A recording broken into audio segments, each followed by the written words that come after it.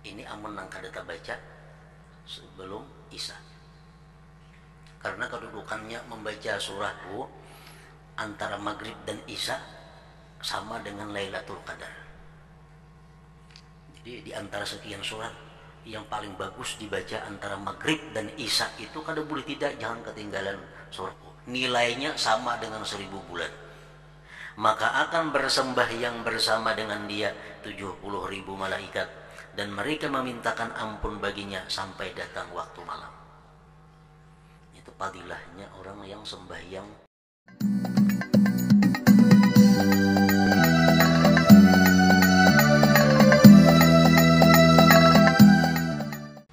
Jadi guring kailulah termasuk guring nang disunatkan. Ada guring nang disunatkan, ya guring kailulah tadi.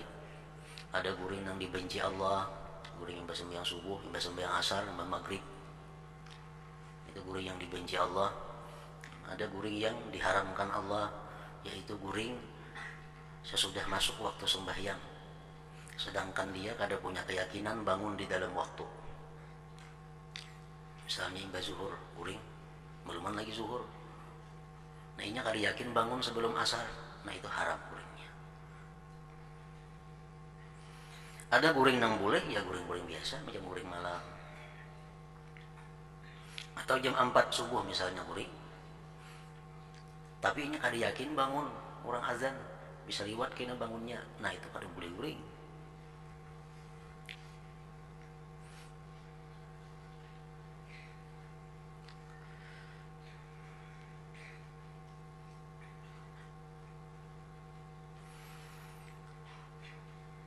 Kemudian terus engkau berwudu dan pergi ke masjid dan sembahyang sunat tahiyatul masjid, dan engkau menantikan azan zuhur. Dan apabila engkau mendengar panggilan azan, maka engkau menjawab perkataan muadzin seperti cara yang telah diterangkan. Kemudian hendaklah engkau sembahyang qabliyah zuhur 4 rakaat dengan 2 kali salam atau sekali salam saja. Usalli qabliyat az-zuhri raka'ataini sunnatan lillahi ta'ala. 2 rakaat. Untung 2 rakaat tambah ulang 2, usalli qabliyat az-zuhri raka'ataini sunnatan lillahi ta'ala. Atau boleh juga 4 rakaat sekaligus. Usalli qabliyat az-zuhri 4 raka'atin sunnatan lillahi ta'ala.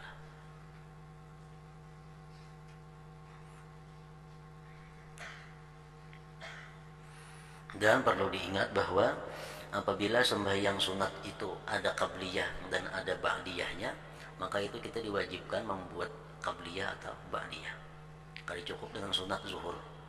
Misalnya aku sembahyang sunat zuhur 2 rakaat, nah itu kada cukup. Kenapa? Karena zuhur itu ada yang punya qabliyah, ada yang punya ba'diyah. Jadi harus jelas apa yang kita gawe, qabliyah atau ba'diyah. Jadi usalli qabliyat az-zuhur atau usalli sunnat az-zuhri qabliyatan boleh juga. Nah lain halnya sunat asar, itu mesti kada dibuat qabliyah ba'diyah, kada jadi masalah karena ba'diyah asar itu kada ada. Usalli sunat al-asar misalnya cukup.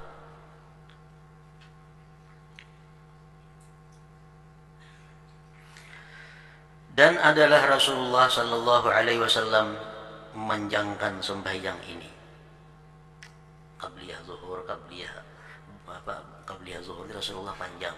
Artinya membaca Fatihah dan surahnya.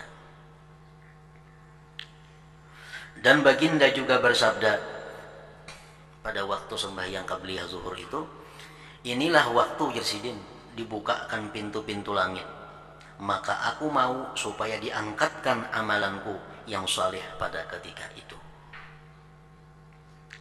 pada ketika ini.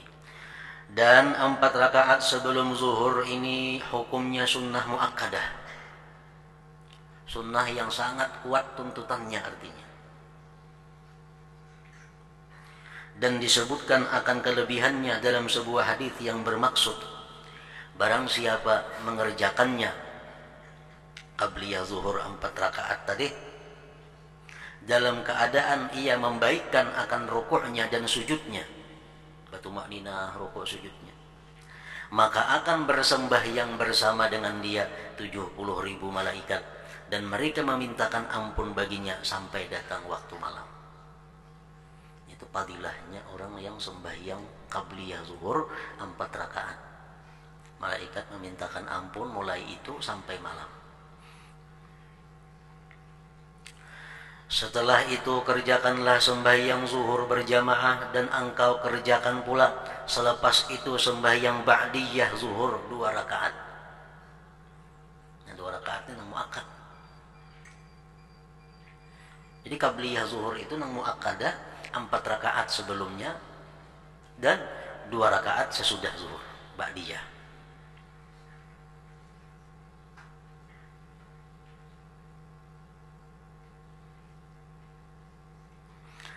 Dan jangan engkau sibuk selepas itu, tuntung sembahyang ba'diyah zuhur artinya 2 rakaat, dan jangan engkau sibuk selepas itu sehingga masuk waktu asar melainkan dengan belajar ilmu. Ini kegiatan-kegiatan yang dilakukan sesudah zuhur. Belajar ilmu, atau menolong orang lain, atau membaca Al-Quran, atau mencari cara hidup yang engkau gunakan untuk keperluan ibadatmu, atau beristirahat untuk menunjang ibadah yang berikutnya. Mungkin bagi orang yang sudah seisuk kanan sibuk sampai zuhur, nah habis zuhur pekerjaan yang bagus itu adalah belajar ilmu atau membaca Al-Quran atau mencari kehidupan untuk bekal ibadah, atau istirahat untuk bekal ibadah juga. Sebelum sembahyang asar hendaklah engkau kerjakan sunat qabliyah asar 4 rakaat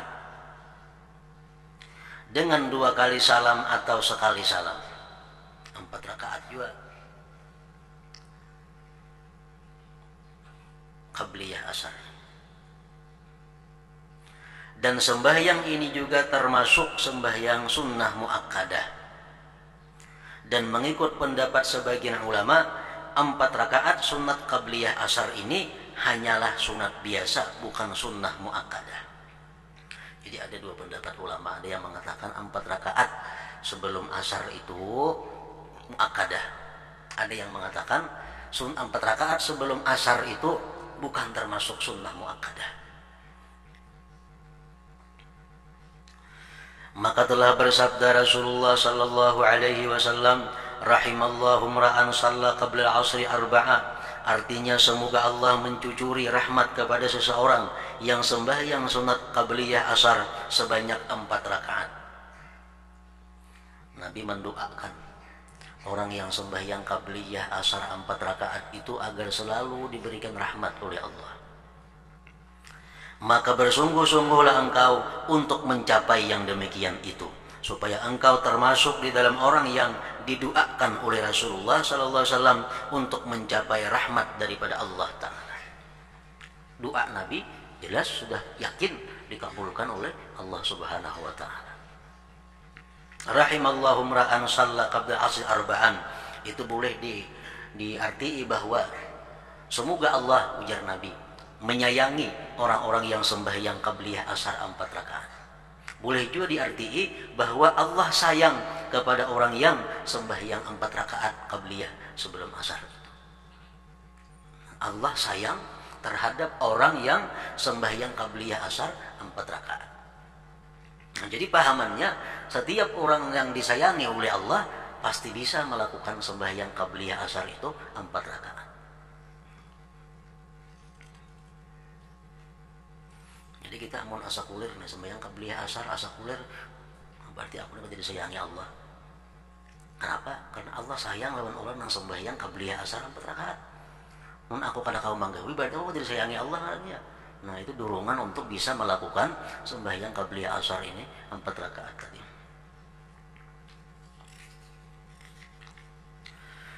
Dan jangan engkau masyghul selepas sembahyang asar kecuali dengan seumpama pekerjaan yang telah kami sebutkan sebelum ini. Artinya sembahyang asar pun jangan hendak berbuat hal yang sia-sia. Menuntut ilmu, belajar ilmu, menolong orang, membantu orang, berbuat kebaikan. Dan sangat tidak patut bagi seseorang itu mensia-siakan masanya.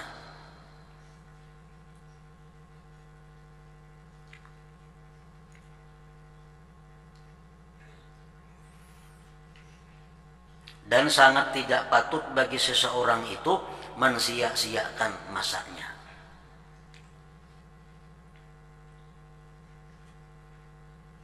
Dengan ia mengisi waktunya dengan apa saja pekerjaan yang kebetulan datang kepadanya, atau menyibukkan diri dengan cara apa saja yang ia sukai. Nah, itu sangat kada baik, artinya sangat tidak patut. Nah, jadi kehidupan kita sehari-hari ini dicontohkan oleh para ulama, perbandingannya itu adalah sama seperti sembahyang. Kita sembahyang itu ada takbir. Sembahyang itu ada membaca Al-Quran. Sembahyang itu ada bertasbih. Sembahyang dalamnya ada berdoa. Sembahyang itu dalamnya ada membaca salawat. Sembahyang itu dalamnya ada istighfar, meminta ampun kepada Allah. Sembahyang itu dalamnya ada istirahat. Sembahyang itu dalamnya ada assalamualaikum warahmatullah. Nah, artinya apa? Bahwa macam itulah mestinya kita mengisi waktu dalam sehari-hari ini, macam sembahyang itu. Nah, jadi di luar sembahyang waktu itu kita gunakan untuk macam sembahyang.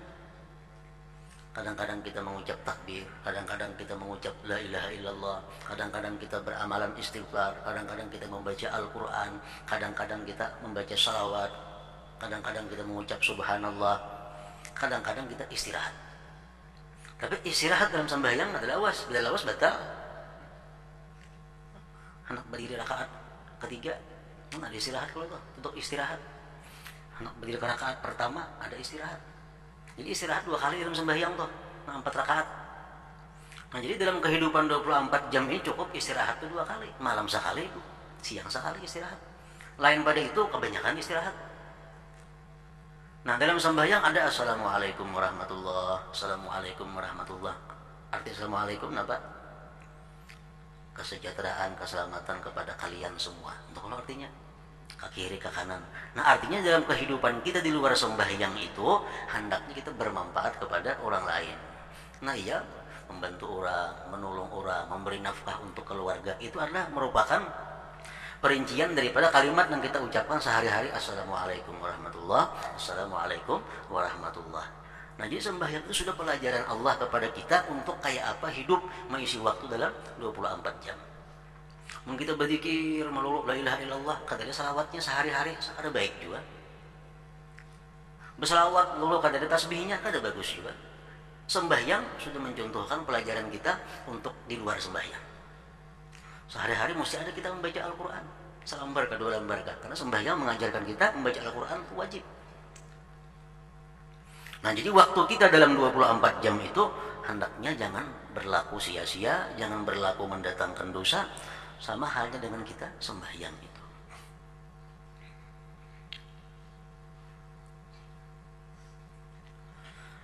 Sepatutnya hendaklah engkau menghitung dirimu dan merancang segala pekerjaanmu dan menyusun wirid-wiridmu pada waktu siang dan malam. Maka engkau tentukan bagi setiap waktu itu akan suatu pekerjaan yang tertentu yang tidak melebihi masa yang telah dibataskan. Dan jangan engkau mendahulukan sebarang pekerjaan yang lain daripada pekerjaan yang telah engkau tentukan. Mestinya macam itu. Dalam sehari-hari ini kita ada punya wazifatul yaum wal lailah. Punya ada tugas siang dan malam. Ya macam sembahyang tadi, takbir dulu kita. Habis takbir baca ini, tuntung hanya boleh ruku. Tuntung ruku, waktu ruku ini bacaannya. Tuntung hanya i'tidal. I'tidal ini bacaannya, hanya sujud. Sujud ini sudah ada semuaan diatur jadwalnya. Nah, kehidupan kita pun macam itu juga. Aku jam sekian sampai jam sekian sembahyang subuh. dan beribadah. Nah, mulai jam sekian sampai jam sekian aku melaksanakan kebersihan, mandi, bertatapas, segala macam, makan dan sebagainya. Habis itu istirahat 1 malam. Habis itu lagi aku belajar, habis itu mutalaah, jam sekian diatur jadwalnya itu. Nah, sebagaimana Allah mengajarkan kita mengatur pembagian-pembagian di dalam sembahyang. Jangan hendak mendahulukan sesuatu daripada jadwal itu. Sujud sebelum i'tidal boleh lah, ada boleh. Kenapa? Karena i'tidal mesti berdahulu daripada sujud. Nah, amalan yang sudah kita aturkan itu jangan diubah-ubah. Misal baca salawat biasa jam 3, diubah ke matahari, nah itu ada mau macam itu. Nah, bila amalan itu sudah kita bagi sedemikian rupa waktunya, nah itu akan mendatangkan barakah yang banyak.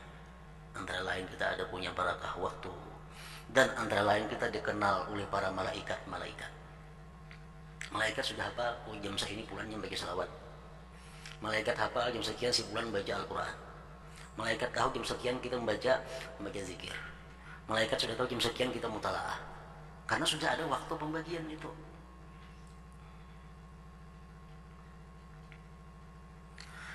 Apabila engkau merancang pekerjaanmu dan menyusun waktumu, pasti engkau akan melihat keberkatan daripada setiap waktumu yang sangat berharga itu.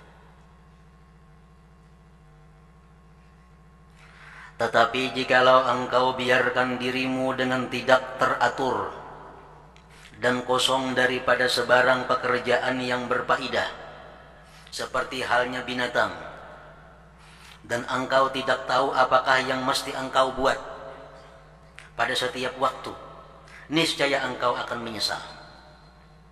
Kalau ada program, isuk ngapa hari gawe ini, kada ada programnya. Isuk ngapa nang dibaca, kada ada. Bebas macam binatang. Dan engkau tidak tahu apakah yang mesti engkau buat pada setiap waktu, niscaya engkau akan menyesal dan waktumu akan berlalu dengan sia-sia. Sedangkan waktumu itu adalah umurmu, dan umurmu itu adalah modalmu, dan dengan modal inilah engkau mencari keuntungan. Dan dengan umurmu saja engkau dapat mencapai kebahagiaan yang sebenarnya di negeri yang kekal abadi di sisi Allah Ta'ala. Maka setiap napas daripada napasmu adalah laksana batu permata yang tak ternilai harganya. Karena ia tidak dapat diganti walau dengan apa sekalipun. Karena kalau diganti, misalnya kita telah melewatkan waktu jam 2 hari Jumat tanggal 26 Desember 2008. Waktu jam 2 kita buang sia-sia. Kalau diganti isuk lain pulang tanggalnya, isuk lain pulang tahunnya.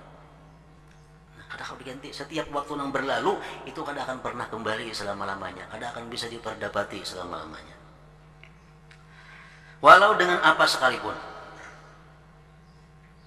Dan apabila ia telah luput, ia tidak akan kembali buat selama-lamanya. Maka janganlah engkau menjadi seperti orang-orang yang bodoh, yang tertipu di dalam kehidupannya, di mana setiap hari mereka bersuka-suka dengan bertambah banyaknya harta benda. Dengan bertambah banyaknya harta benda mereka, sedangkan umur mereka semakin berkurang.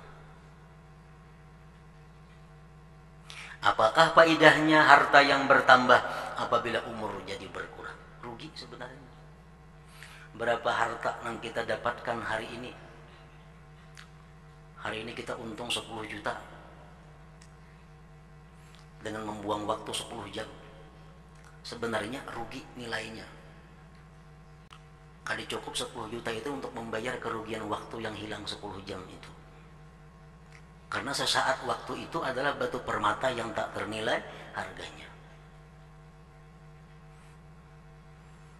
Dijelaskan di dalam hadis-hadis dalam Al-Quran, orang-orang yang sudah didatangi oleh malaikat maut minta waktu berapa? Cuma sekejap minta waktu. Minta waktu sekejap. Orang-orang yang sudah didatangi oleh malaikat maut itu minta waktu kepada malaikat maut sekejap. Dan andai kata malaikat maut itu bisa memberi waktu sekejap untuk Inya rela bayar berapapun dengan harta yang ia miliki.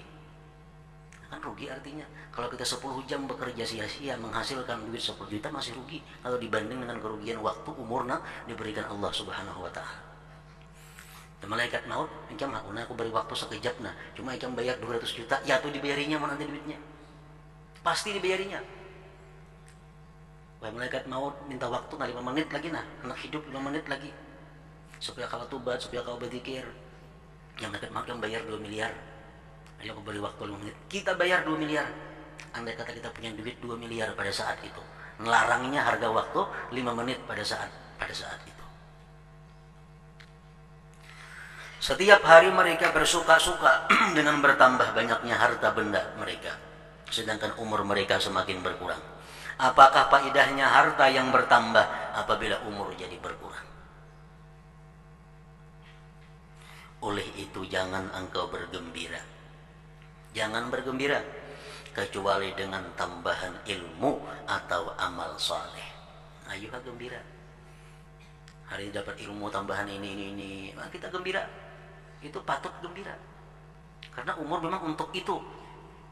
Kita hari ini mampu menyelesaikan tugas yang kita buat dengan amaliyah tertentu. Kita mulai pagi sampai maghrib membuat jadwal ibadah. Sampai waktunya selesai ibadah, kita bangga, kita gembira. Nah, itu cocok gembira karena kita gembira dengan ibadah. Waktu yang digunakan dengan ibadah itu berujung. Karena keduanya ilmu atau amal saleh adalah sahabatmu yang menjadi temanmu yang setia di dalam kubur.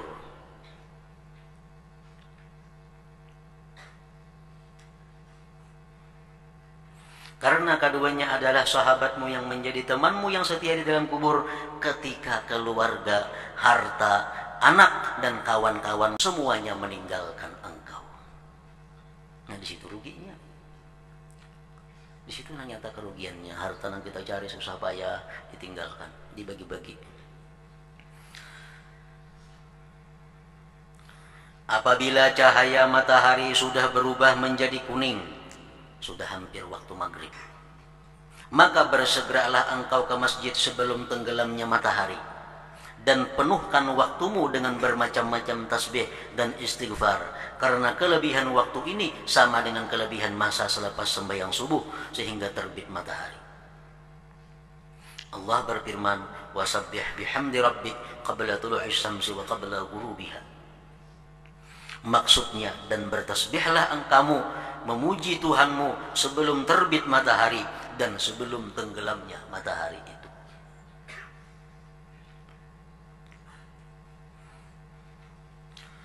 Dan baca olehmu sebelum tenggelamnya matahari itu akan.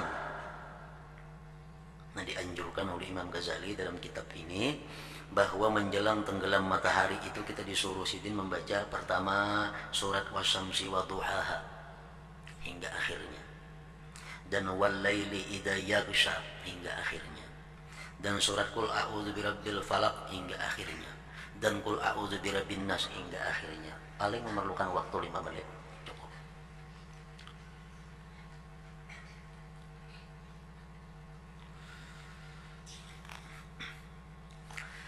Dan biarlah matahari tenggelam, sedangkan engkau senantiasa sibuk di dalam zikir dan istighfar. Apabila engkau mendengar azan maghrib, maka jawablah seperti jawaban yang telah disebutkan. Dan selepas habis menjawab azan, hendaklah engkau membaca doa. Allahumma inni as'aluka inda ikbali lailika wa idbari naharika wa huduri salatika wa aswati duhatika an tu'tiya Muhammadan al-wasilata wal fadilata wa syarafa wa darajatir rafi'ah wa ba'athul maqamal mahmud alladhi wa'adta innaka la tukhliful mi'ad. Ini doa sesudah azan maghrib. Artinya, ya Allah, aku memohon kepadamu ketika datangnya malam dan hilangnya siang, dan ketika hadirnya waktu sembahyang, dan ketika kedengaran suara pemanggilmu, bahwa engkau berikan kepada penghulu kami Nabi Muhammad SAW akan wasilah, jalan kebaikan, kelebihan, kemuliaan dan derajat yang tinggi, Dan berikanlah kepada baginda tempat yang terpuji yang telah engkau janjikan kepadanya. Sesungguhnya engkau tidak akan menyalahi janji. Setelah itu kerjakanlah sembahyang fardu maghrib. Dan selepas sembahyang maghrib kerjakanlah 2 rakaat ba'diyah maghrib. Sebelum engkau bercakap-cakap, sebelum engkau berpandir masalah duniawi artinya. Nah, jadi di sini Imam Ghazali kada membuat qabliyah maghrib. Kada dimasukkan sini qabliyah maghrib karena itu kada muakkad. Nabi kita mengatakan terserah bagi yang hendak melaksanakan. Jadi kalau tidak anjuran yang kuat daripada Rasulullah untuk sembahyang qabliyah maghrib ini. Jar Nabi, liman sya'a bagi yang hendak silahkan melaksanakan qabliyah maghrib. Cuma jangan diganti lawan astagfirullahalazim itu. Jangan sembahyang 2 rakaat.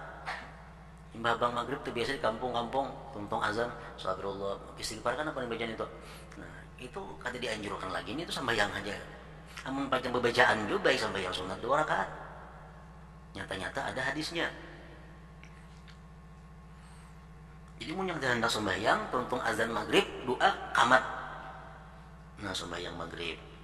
Tuntung sembahyang maghrib hanya menggawi ba'diyah maghrib 2 rakaat sebelum engkau bercakap-cakap. Ayo bercakap-cakap lawan mirip dari papa. Dan jika engkau tambahkan selepas 2 rakaat itu 4 rakaat yang lain, maka itu satu perbuatan yang sunat awabin. Jadi ba'diyah maghrib 2 rakaat, tuntung ba'diyah maghrib 2 rakaat, tambah lagi usalli sunnatal awabin rak'ataini lillahi ta'ala. Qul ya Allahu ahad aja surahnya. Tuntung tambah lagi 2 rakaat usalli sunnatal awabin rak'atain lillahi ta'ala. Jadi 6 rakaat sunat imbah maghrib itu. 1 2 rakaat ba'diyah maghrib, 2 sembahyang awabin katanya. Dan jika engkau puasa beriktikaf dalam masjid antara maghrib dan isya, maka itu terlebih baik. Dan hendaklah engkau penuhkan masa itu dengan sembahyang apa kali gawe, sembahyang macam-macam dan doa. Maka itu terlebih afdal dan sangat banyak kelebihannya. Dan masa antara maghrib dan isya inilah yang dikatakan nasyiatul lail, permulaan malam. Termasuk waktu yang mustajab, waktu yang sangat diperhatikan Allah adalah antara maghrib dan isya. Kalau engkau kada bisa beribadah di tengah malam, kada kau beribadah di waktu sahur, beribadahlah antara maghrib dan isya. Karena pada masa itu permulaan malam. Dan nasyiatul lail yang disebutkan kelebihannya di dalam Al-Quran itu ialah mengisi waktu permulaan malam dengan sembahyang.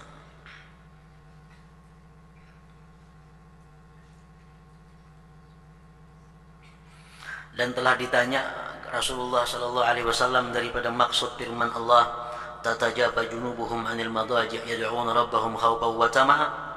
Maksudnya jadi renggang lambung mereka daripada tempat tidur. Mereka bangkit berdoa akan Tuhan mereka karena takut akan siksa dan tamak akan pahala. Nabi sallallahu alaihi wasallam menjawab, itulah sembahyang di antara maghrib dan isya. Dipuji oleh Tuhan dengan kalimat tatajafa junubuhum 'anil madaji' yad'una rabbahum khaufan wa tama'a tadi. Lalu Nabi SAW menjawab, itulah sembahyang di antara maghrib dan isya, karena sembahyang pada ketika itu menghilangkan dosa pekerjaan yang sia-sia di permulaan siang dan membersihkan sebarang dosa pada bahagian akhirnya. Apabila masuk waktu isya dan sesudah selesai azan dan doanya, maka kerjakanlah sunat qabliyah isya. Qabliyah isya ada 4 rakaat. Itu nang sunat, 2 rakaat nang lebih kuat. Qabliyah isya 4 rakaat untuk menghidupkan masa antara azan dan dengan iqamah. 4 rakaat sebelum isya, 2 melaksanakannya. Tapi kalau hanya 2 rakaat lagi sudah cukup. Maka kelebihannya sangat banyak, diantaranya disebutkan di dalam sebuah hadis, inna du'a bainal azan wal iqamah la yuraddu. Artinya bahwasanya doa di antara azan dan iqamah itu tidak akan ditolak Allah.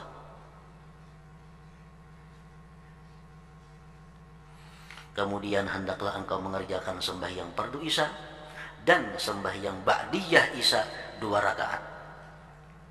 Baca olehmu pada rakaat pertama akan surah Alif Lam Sajdah atau Yasin, panjang bacaannya. Dan pada rakaat yang kedua akan surah Tabarakalladzi atau surat Dukhan.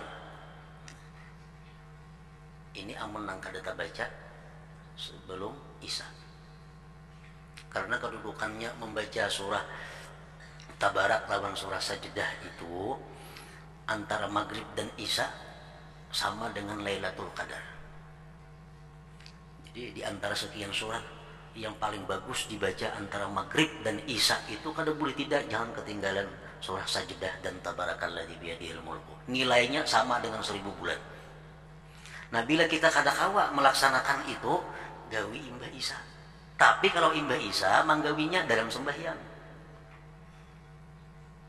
Kalau imbah maghrib antara maghrib Isya walaupun kada dalam sembahyang kada jadi soal. Nah, kalau imbah Isya dalam sembahyang, rakaat pertama baca Fatihah kemudian surah Sajdah, rakaat kedua baca Fatihah kemudian Barak atau tadi Yasin dan Tuhan. Maka membaca surat-surat ini telah warid daripada Rasulullah SAW, telah mendatang kelebihannya daripada Nabi SAW, dan selepas itu hendaklah engkau tambahkan 4 rakaat dengan 2 kali salam. Imbah Isya, jadi 2 rakaat tadi ba'diyahnya, yang 4-nya ini sunat mutlaknya. Maka telah diriwayatkan daripada Rasulullah SAW akan kelebihannya yang sangat besar. Jadi berarti imbah maghrib 6, imbah Isya 6 juga. Sebelum Isya tadi Yasin 4, ya sekurang-kurangnya 2. Cuma kalau imbah maghrib itu ba'diyah maghrib 2 rakaat, awabin 2-2. Nah, kalau imbah Isya ini sunat ba'diyah Isya 2 rakaat, hanya mutlaknya 2-2. Selepas itu hendaklah engkau kerjakan sembahyang sunat witir 3 rakaat dengan 2 kali salam, dan adalah Rasulullah SAW membaca pada rakaat yang pertama akan surah Sabbihisma Rabbikal A'la, dan pada rakaat yang kedua akan surah Qul Ya Ayyuhal Kafirun, dan pada rakaat yang ketiga akan surah Qul Huwallahu Ahad, dan surah Qul A'udzu Birabbil Falaq, dan surah Qul A'udzu Birabbin Nas. Jadi di sini witir sebelum guring, sini mandak waktunya. Kayaknya bangun guring tengah malam atau parak subuh sembahyang sunat-sunat yang lain aja, nggak usah lagi sembahyang witir itu, karena sudah dilaksanakan. Dan jika engkau berazam untuk bangkit sembahyang malam, sembahyang tahajud, maka akhirkan sembahyang witir ini. Namun sudah ada ketetapan bangun tengah malam, ludiakan witir, karena sembahyang witir itu lebih baik dibuat di akhir malam. Kemudian selepas itu hendaklah engkau mengisi masa dengan banyak bermuzakarah ilmu atau memutalaah kitab, dan janganlah engkau suka membuat masa dengan bermain-main. Bahkan berusahalah supaya engkau dapat menjadikan amalan kebaikan yang menyudahi segala pekerjaanmu pada hari itu, karena segala amalan itu dinilai mengikut yang akhir sekali. Jadi waktu hendak guring, jangan sekali-kali kita berbuat sesuatu yang dimurkai, yang dibenci oleh Allah Subhanahu wa Ta'ala. Karena guring itu adalah merupakan akhir daripada kehidupan kita hari itu. Kalau hendak dapat husnul khatimah mati, biasakan hendak guring berbuat baik, membaca zikir dan macam-macam. Nah, karena guring itu adalah isyarat dari Allah tentang akhir kehidupan kita pada hari itu. Jadi hendak guring tobat, hendak guring istighfar, hendak guring minta ampun lawan Tuhan. Guring. Nah, bila kita membiasakan macam itu tiap malam, insya Allah karena akhir hidup kita pun jadi macam itu.